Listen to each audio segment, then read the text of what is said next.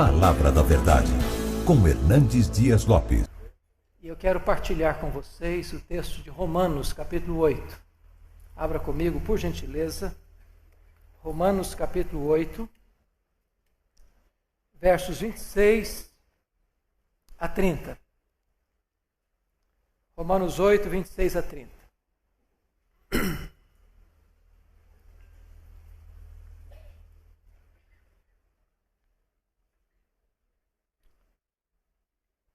Os estudiosos dizem que a carta de Paulo aos Romanos é como que a cordilheira do Himalaia de toda a revelação bíblica. E se a carta aos Romanos é a cordilheira do Himalaia, certamente Romanos 8 é o pico do Everest. E eu gostaria então de ler com vocês esses versos 26 a 30.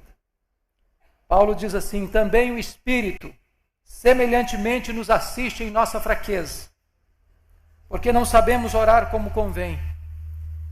Mas o mesmo Espírito intercede por nós sobremaneira com gemidos inexprimíveis. E aquele que sonda os corações sabe qual é a mente do Espírito, porque segundo a vontade de Deus é que ele intercede pelos santos.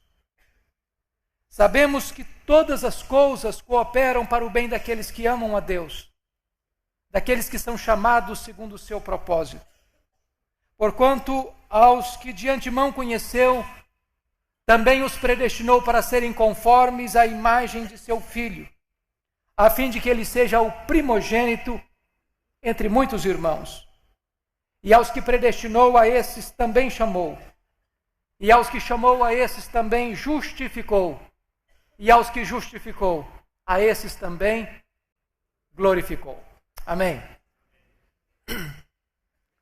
O que eu vou lhe falar nesta noite não é uma mera possibilidade. Não é uma simples hipótese. O que eu vou lhe falar agora é algo absoluto.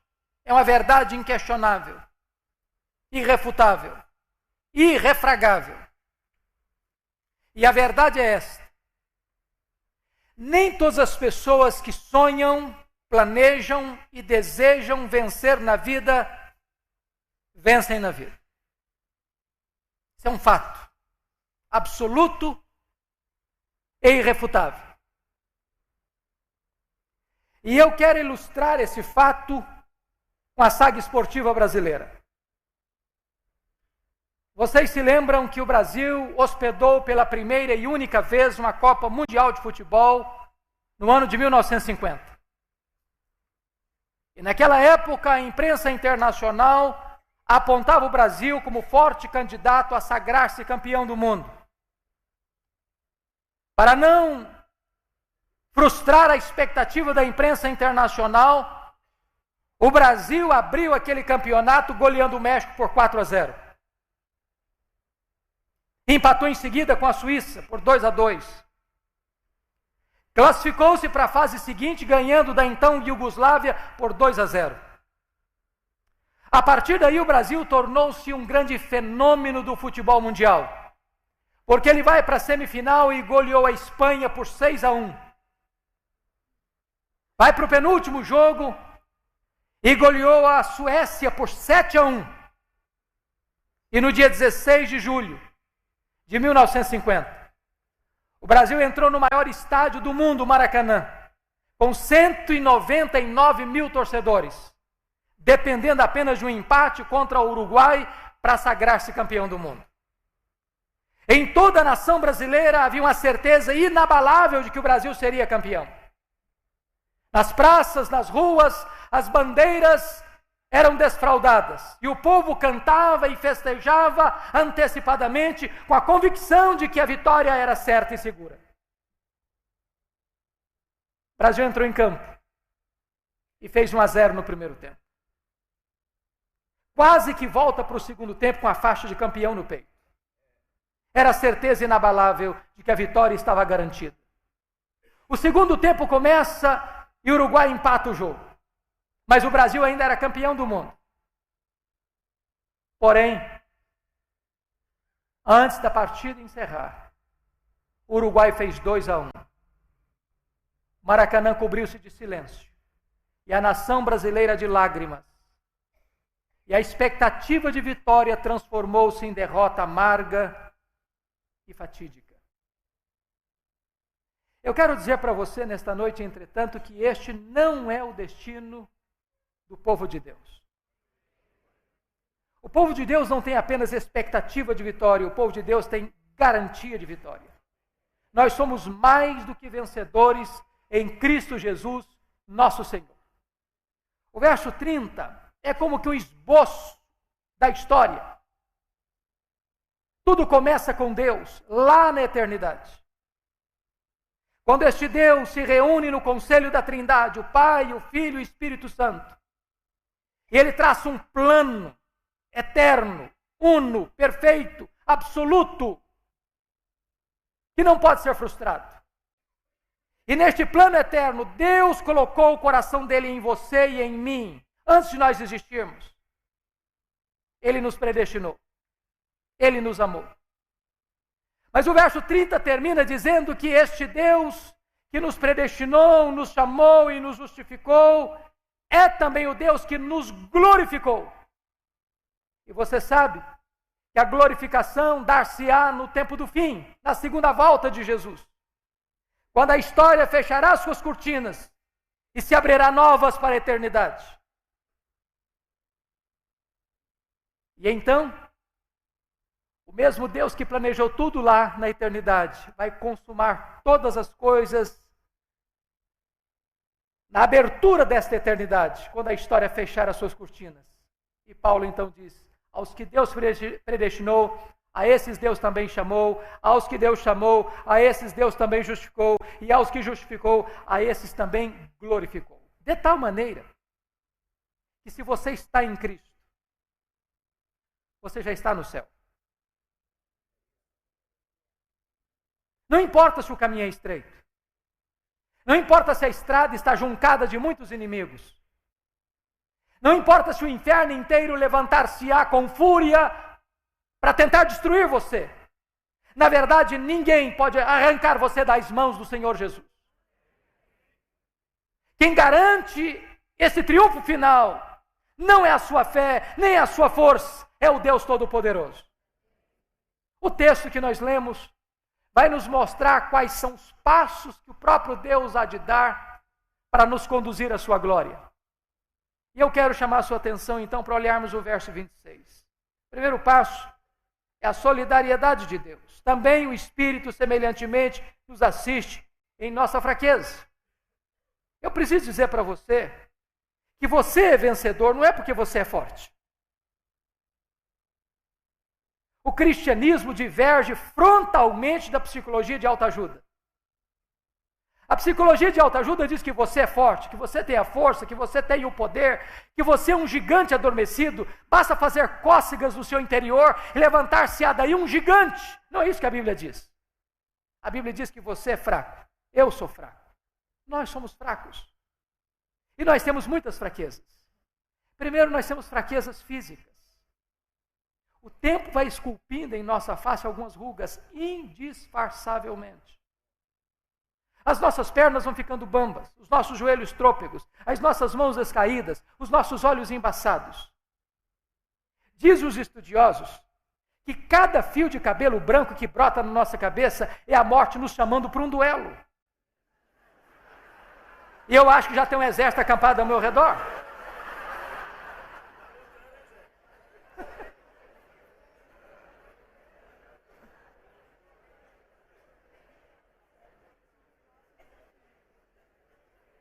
Nós temos fraquezas emocionais.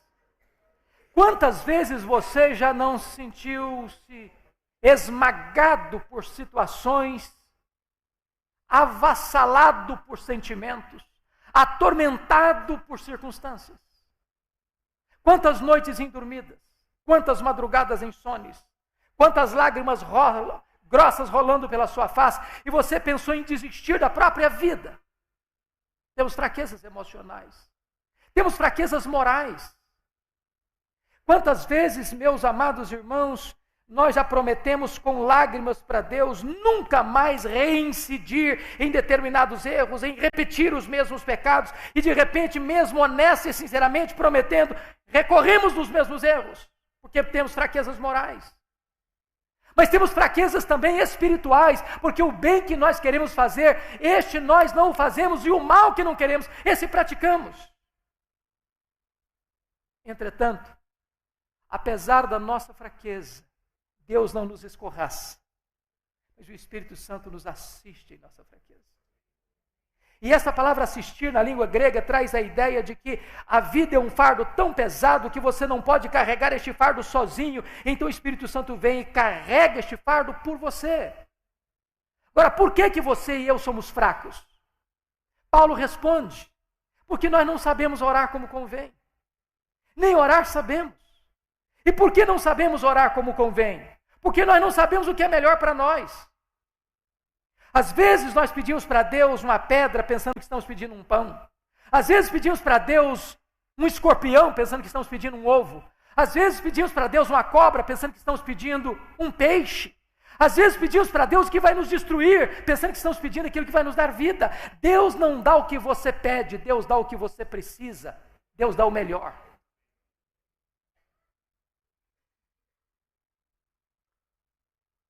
Agora preste atenção. O apóstolo Paulo vai nos dizer um segundo ponto porque Deus está comprometido em nos conduzir à glória. Não apenas por causa da sua solidariedade, mas também por causa da sua compaixão. Veja o verso 26 ainda. Mas o mesmo Espírito intercede por nós sobremaneira com gemidos inexprimíveis. Eu acho isso magnífico porque dentro da Trindade você tem dois intercessores.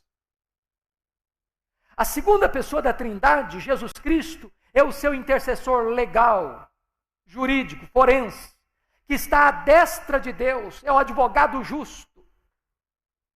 Toda vez que chega uma acusação contra você diante do tribunal de Deus, Jesus Cristo se levanta como seu representante, fiador, advogado e diz: Pai, esta acusação contra ele ou contra ela não prospera, porque este pecado eu já levei sobre a cruz e eu já paguei este preço lá no Calvário.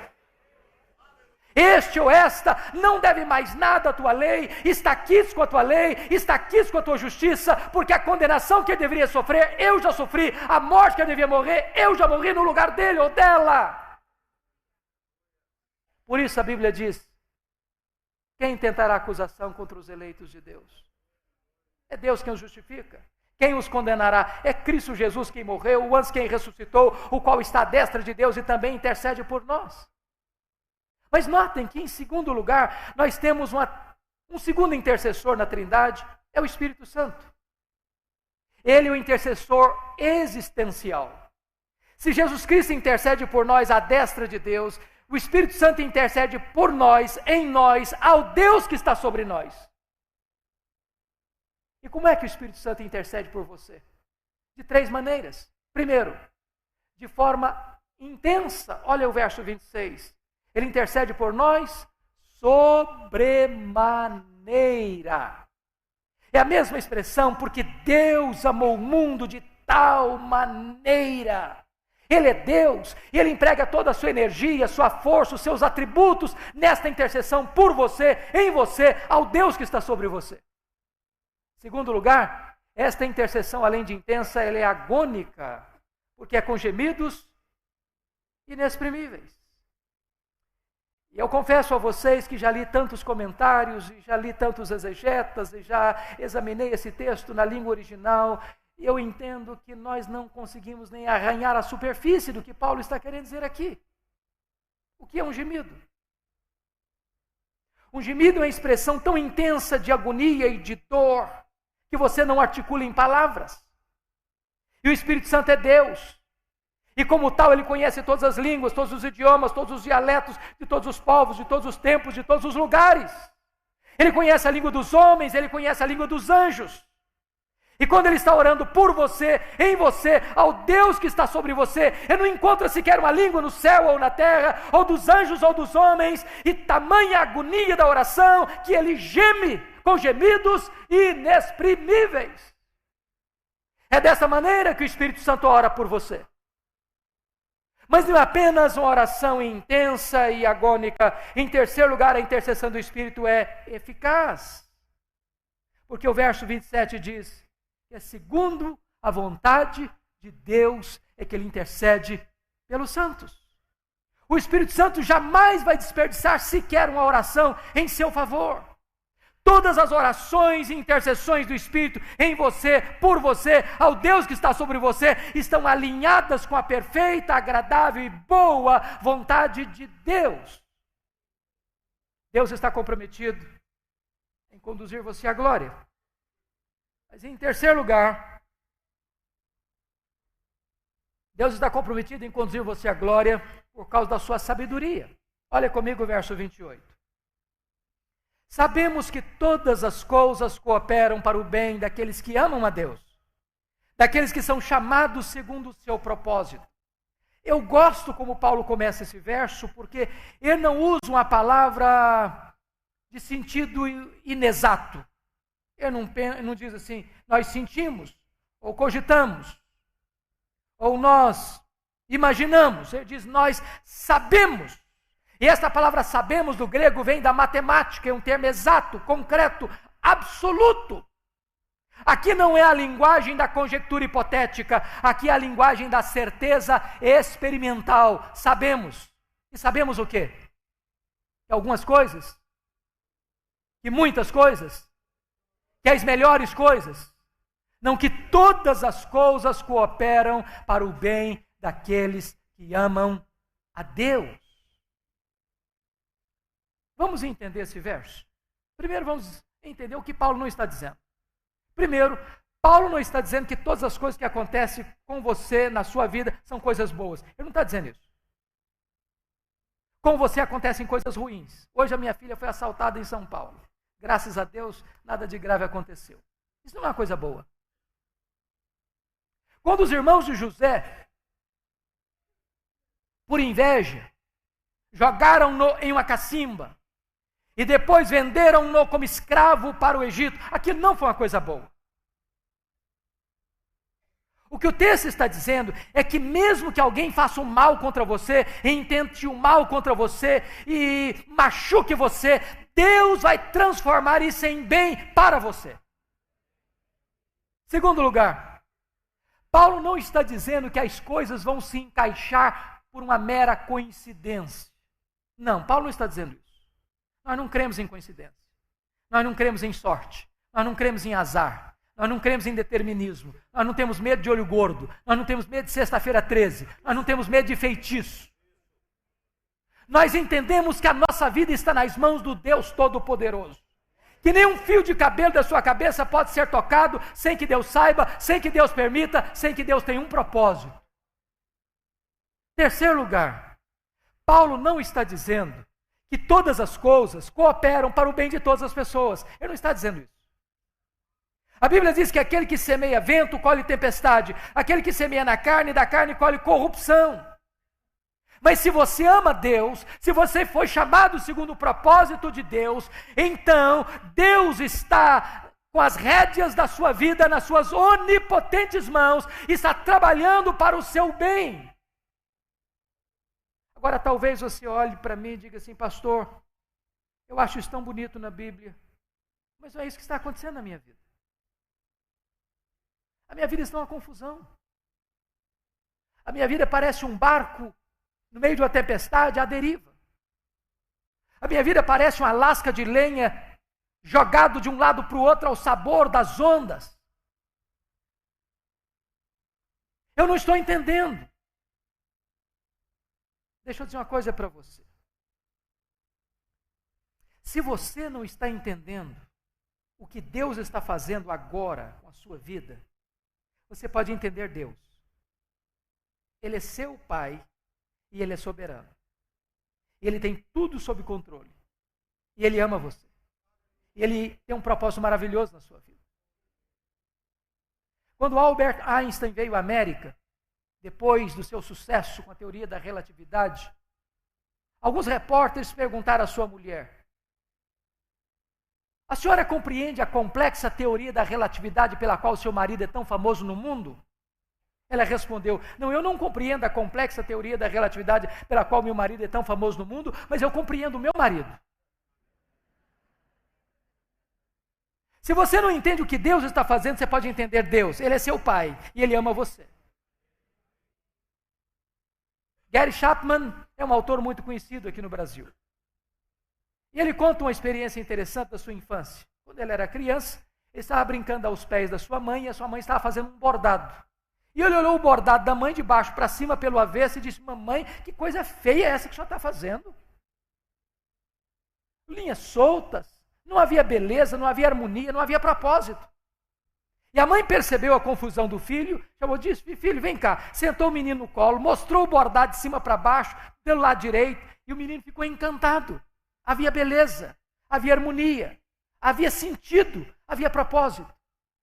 Talvez você está olhando para a sua vida hoje como um filho olhando o bordado da mãe pelo avesso. Mas um dia Deus vai sentar você no colo dele e vai mostrar a sua vida de cima para baixo. E você vai entender que sempre Deus esteve trabalhando para o seu bem.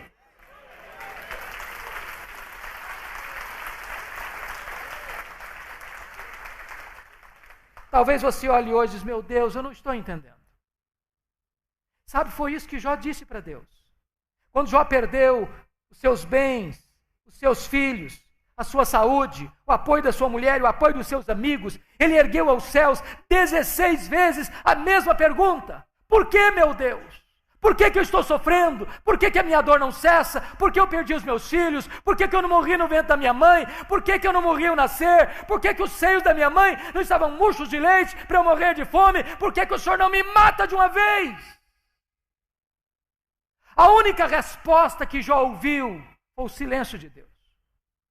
Ele levantou aos céus 34 vezes a sua queixa. A única resposta de Deus às suas queixas foi o silêncio total. Quando Deus resolveu falar, Deus não respondeu nenhuma das perguntas de Jó. Aliás, Deus fez 70 perguntas para Jó. E Deus perguntou para Jó: onde você estava, Jó, quando eu lançava os fundamentos da terra? Onde você estava quando eu cercava as águas do mar? Onde você estava quando eu espalhava as estrelas do firmamento? E Jó foi se encolhendo, se encolhendo, se encolhendo. E disse: agora, Deus, eu sei que tudo podes. Nenhum dos teus propósitos pode ser frustrado.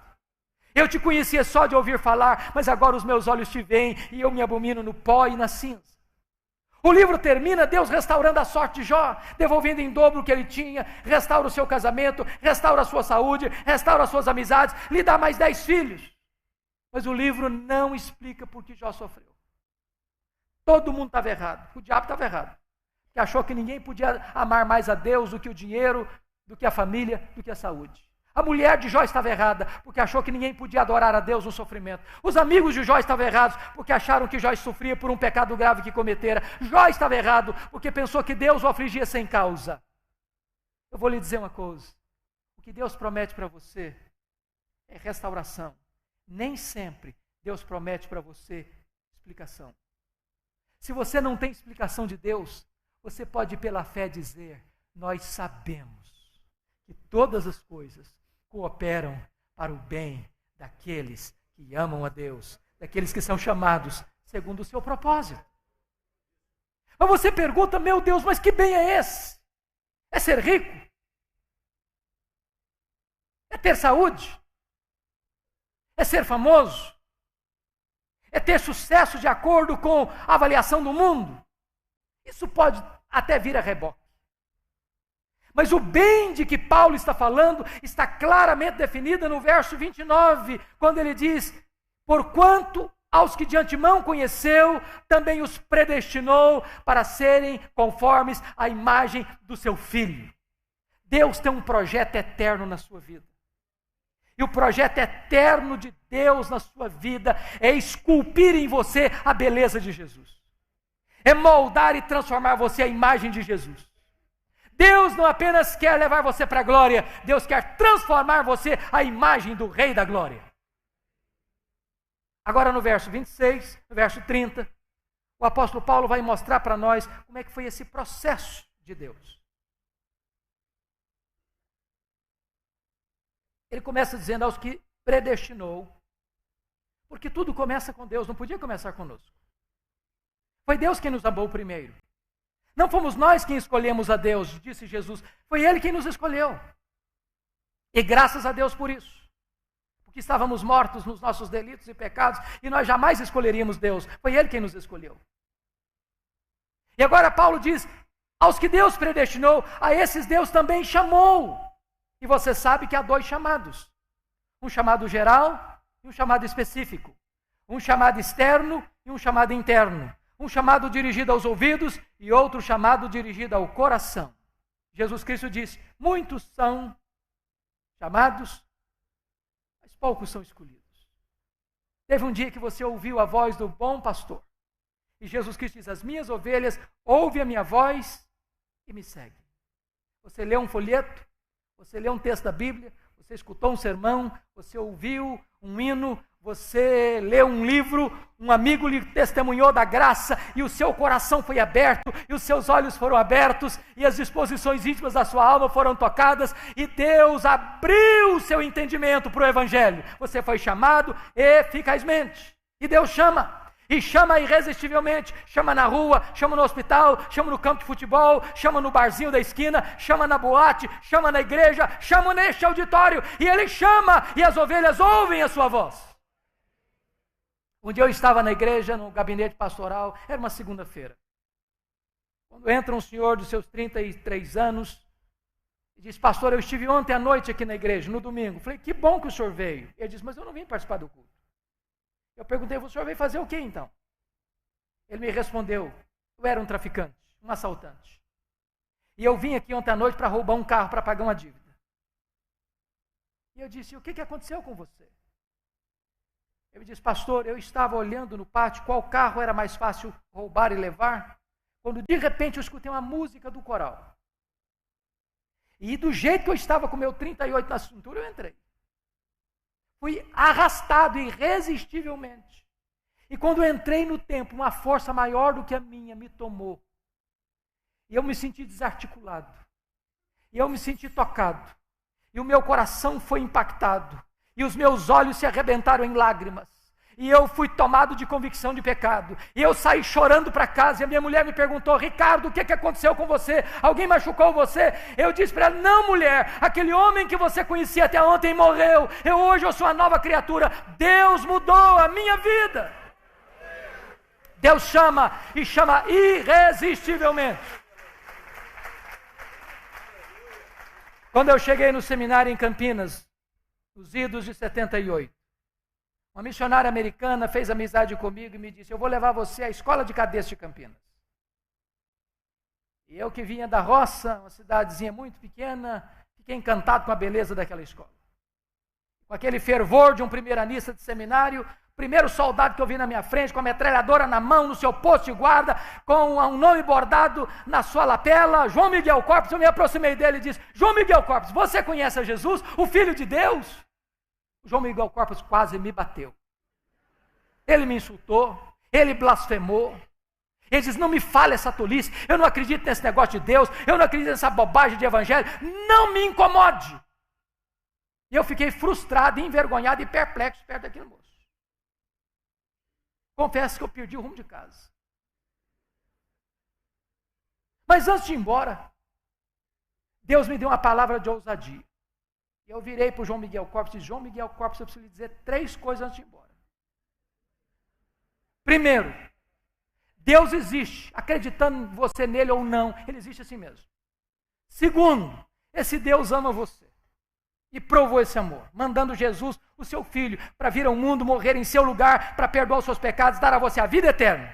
E terceiro, você é um pecador, e se você não se arrepender, você vai para o inferno, e até logo, sair correndo, o cara estava com a metralhadora na mão.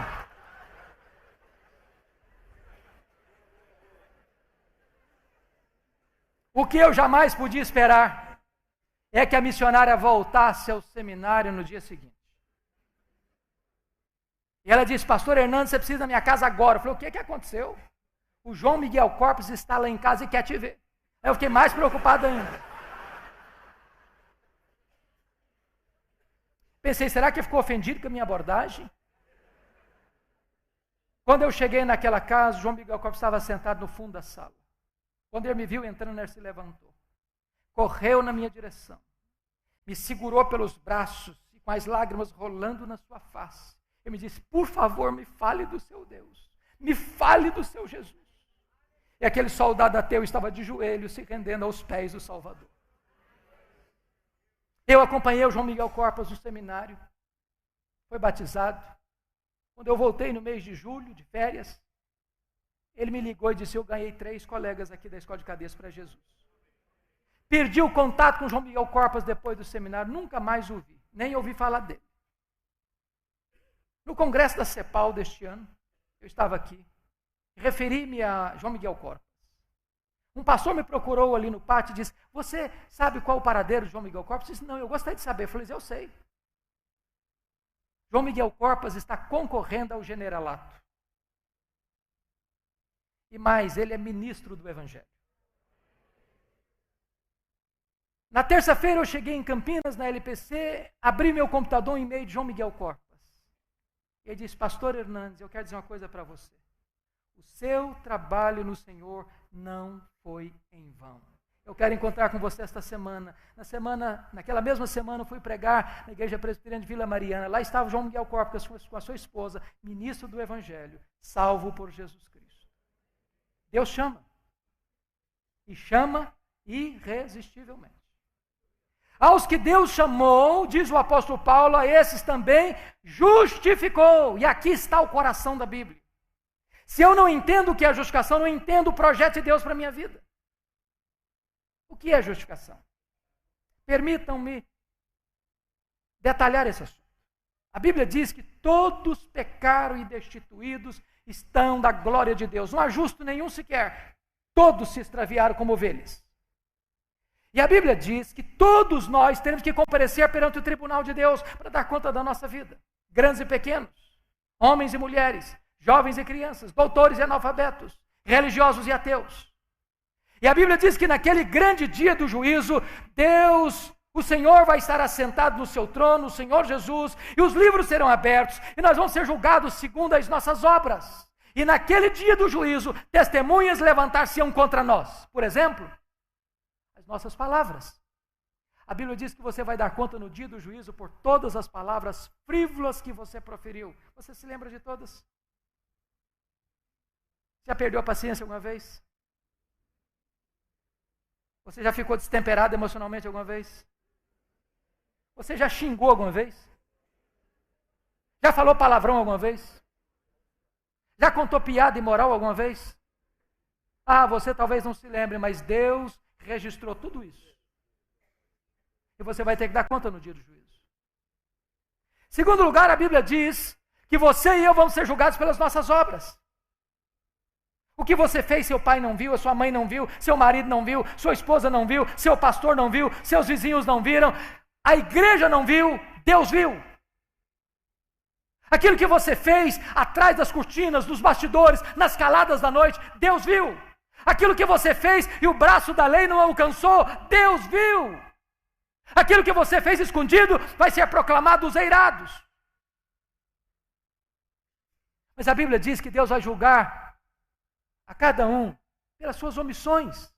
Diz lá Mateus 25, 31 a 46, que quando o Senhor vier na sua glória, Ele vai se assentar no seu trono e Ele vai julgar as nações, vai colocar uns à sua esquerda, outros à sua direita, e vai dizer aos que estiverem à sua esquerda, apartai-vos de mim, malditos, preparado para o fogo eterno, preparado para o diabo e seus anjos. E você vai perguntar, mas o que essas pessoas fizeram de tão horrível? Sabe o que fizeram? Nada. Só deixaram de fazer. Tive com fome, não me deste comer. Tive com sede, não me deste beber. Tive nu e não me vestiste. Tive doente, não foste ver-me. Tive preso e não me visitaste. Forasteiro e não me abrigaste. E eles vão perguntar, mas Senhor, quando te vimos assim? Todas as vezes que fizeste um desses pequeninos, a mim o fizeste. Todas as vezes que deixaste fazer, a mim deixaste fazer. Em outras palavras, você pode estar dentro da sua casa, não falando mal de ninguém, não fazendo mal para ninguém e cometendo um terrível pecado de omissão. Quem sabe que deve fazer o bem e não faz, nisso está pecando. Mas o que é mais grave é que a Bíblia diz que no dia do juízo Deus vai julgar o segredo do coração dos homens. Deus vai julgar os nossos desejos e pensamentos. O tribunal de Deus tem competência para julgar foro íntimo. É por isso que quando Paulo, em Romanos 7, chegou ao 10º mandamento da lei de Deus, ele entrou em desespero, ele reconheceu que era pecador. Sabe por quê? Porque os 9 primeiros mandamentos da lei de Deus são mandamentos objetivos que qualquer tribunal da terra legisla e julga. Mas o 10º mandamento é subjetivo. É foro íntimo. Não terás outros deuses, não farás para ti mais escultura, não tomarás o nome do Senhor teu Deus em vão, guarda o dia do Senhor, honra teu pai e tua mãe, não matarás, não adulterarás, não furtarás, não dirás falso testemunho. Qualquer tribunal da terra legisla e julga, mas não cobiçarás. 10º mandamento é subjetivo. Só Deus conhece, só Deus vê. Você pode ter uma auréola de santidade na cabeça, um coração podre. Quem pode escapar deste filtro, deste pente fino do tribunal de Deus? Segundo os psicólogos, passam pela sua e pela minha cabeça 10.000 pensamentos por dia. Quantos deles nós teríamos vergonha, só na semana que está se findando, de projetar aqui nessa parede? Talvez você possa dizer assim, bom, mas eu vim para um congresso para dar uma aliviada na minha cabeça, esse pastor começa a falar de pecado, é dose para elefante um negócio desse? Talvez você pense assim, bom, o senhor está equivocado, eu sou gente boa, está pensando o quê?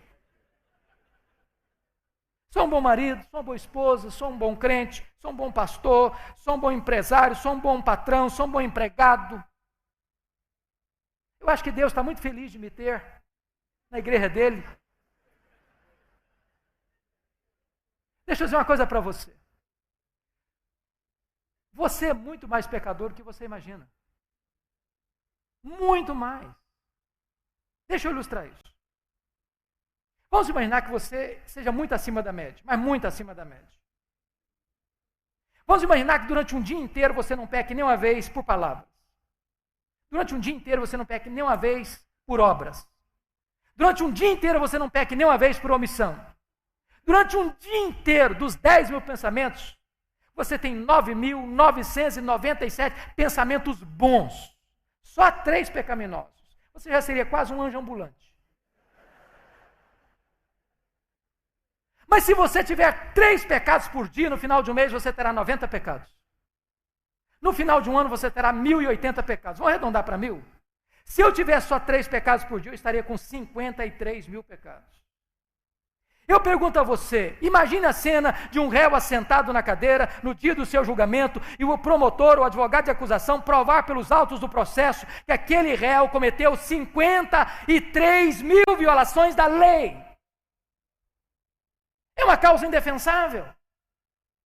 Mas nos tribunais da terra se suborna juiz, se compra testemunhas. Mas quem pode subornar o supremo juiz de vivos e de mortos? Quem pode corromper o tribunal de Deus? Mas deixa eu lhe dizer, você não precisa ter 53.000 pecados para não entrar no céu, não. Se você tiver um pecado só, você não pode entrar no céu. Você sabia disso?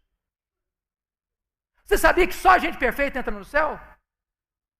Só a gente perfeita entra no céu. A Bíblia diz que se entrar pecado no céu, o céu não é céu mais. Nada contaminado vai entrar lá. Talvez você possa até dizer, pastor, mas eu não concordo com essa ideia, não. Eu faço tanta coisa boa. Deixa eu dizer uma coisa para você. Você pode até fazer coisa boa, eu acredito nisso. Só que você não consegue atender à exigência absoluta de perfeição. Sabe por quê? A Bíblia diz assim, se você guardar toda a lei e tropeçar num único ponto, você é culpado da lei inteira. Maldito é aquele que não perseverar em toda a obra da lei para cumprir. Vamos ilustrar isso. Imagine que você chegasse na sua casa para fazer um grande omelete para a família inteira. Pega 10 ovos na geladeira. Bota uma grande frigideira no fogo.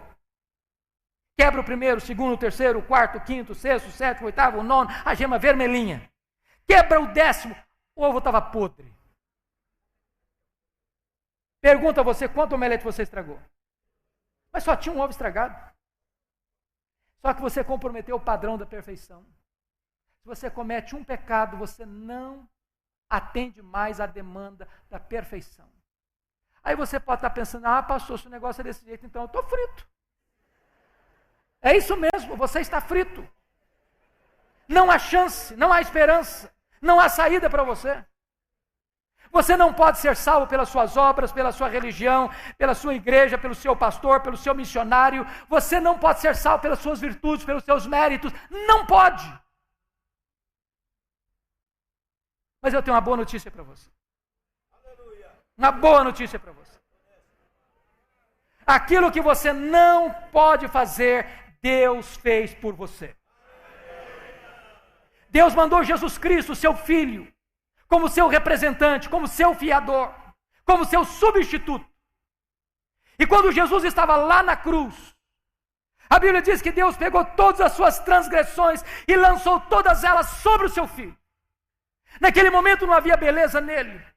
Naquele momento ele foi enfermado. Naquele momento ele foi traspassado pelas as nossas iniquidades e moído pelos nossos pecados. O sol escondeu o rosto dele. O Pai não pôde atendê-lo. Ele foi feito pecado, ele foi feito maldição por nós. Mas quando o inferno pensava que estava tendo grande vitória sobre ele, Jesus lá na cruz, esmaga a cabeça da serpente, triunfa sobre os principados e potestades, e pega esse escrito de dívida que era contra nós, e o rasga, e o anula, e o encrava na cruz, e dá um grito, tetelestai, está consumado. Aquele que crê em mim não deve mais nada. Está quites com a lei de Deus, está quites com a justiça de Deus, está justificado. Meus amados irmãos, justificação é mais do que perdão. É mais do que perdão. Eu vou ilustrar isso. Imagine que você devesse R$1 milhão no Banco do Brasil e está falido, sem um centavo. Alguém vai lá e deposita R$1 milhão na sua conta e quita a sua dívida. Você foi perdoado da dívida porque alguém pagou a sua dívida. Está livre da dívida, mas se você estava falido, continua falido. Isso é perdão. Justificação é mais do que isso. Aconteceu lá na cruz uma transação comercial importante. Primeira transação. Diz Paulo em 2 Coríntios, capítulo 5, que Deus reconciliou o homem consigo mesmo por intermédio de Cristo, não imputando aos homens as suas transgressões. A palavra imputação é colocar na conta de. Deus não pôs a sua dívida na sua conta. E a sua dívida é impagável. Essa foi a primeira transação. Segunda pergunta, mas se não colocou na minha conta, colocou na conta de quem? E aí a Bíblia diz, aquele que não conheceu o pecado, Deus o fez pecado por nós. Então Deus colocou a minha dívida na conta de Jesus. E o que Jesus fez com a minha dívida? Lá na cruz, ele pegou esse escrito de dívida que era contra mim, rasgou, anulou, pagou com seu sangue e disse, está pago, está justificado, tetelestai, está consumado. Terceira transação.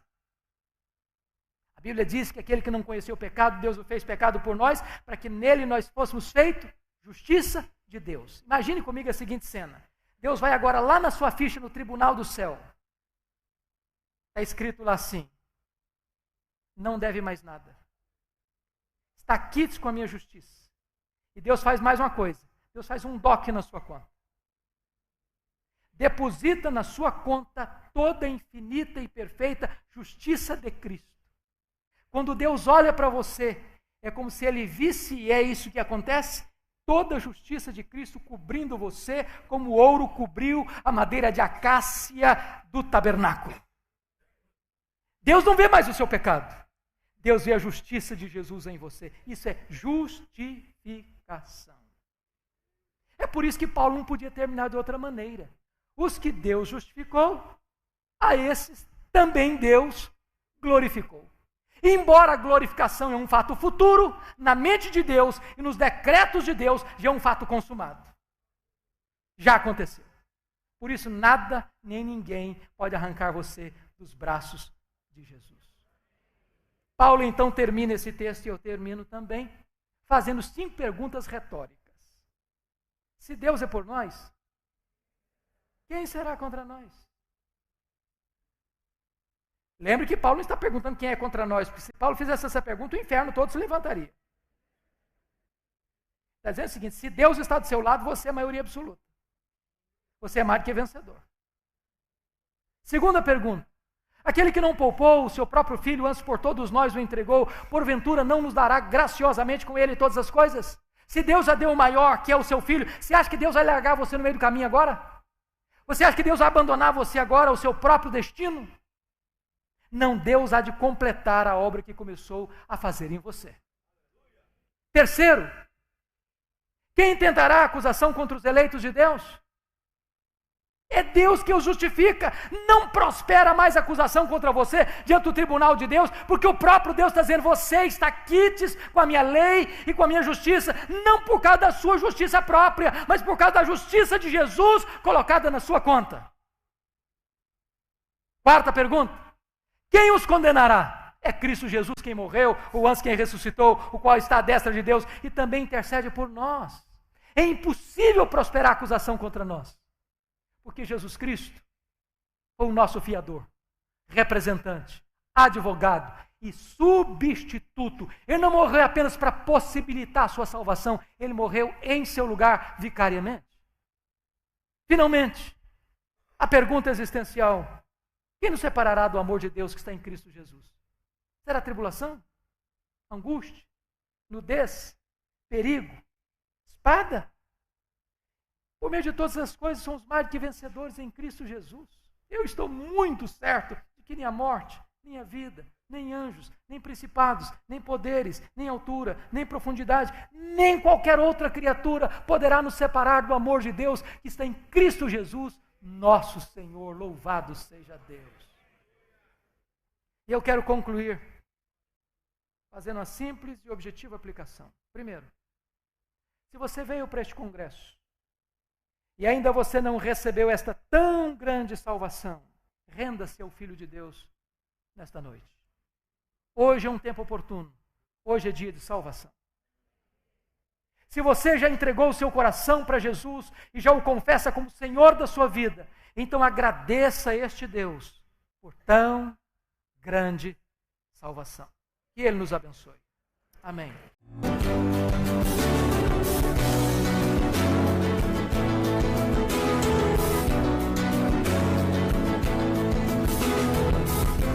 Palavra da Verdade, com Hernandes Dias Lopes.